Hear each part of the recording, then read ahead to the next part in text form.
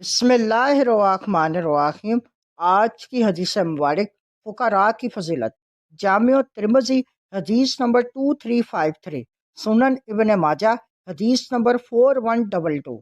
حضرت ابو ہریرہ رضی اللہ تعالیٰ عنہ سے روایت ہے کہ حضور نبی اکرم صلی اللہ علیہ وآلہ وسلم نے فرمایا، فقیر اور غریب مسلمان مالدار مسلمانوں سے قیامت کا نصف دن یعنی 500 سال پہلے جنت میں داخل ہوں گے۔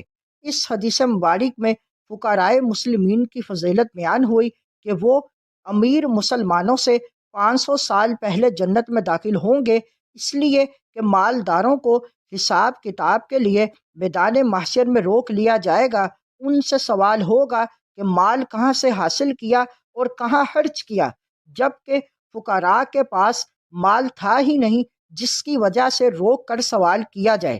ارشاد نبوی میں فقراء سے وہ مسلمان مراد ہیں جو تنگ دستی کے باوجود صبر کریں، اور اغنیاء سے شکر کرنے والے اور مالی حقوق ادا کرنے والے مسلمان مراد ہیں۔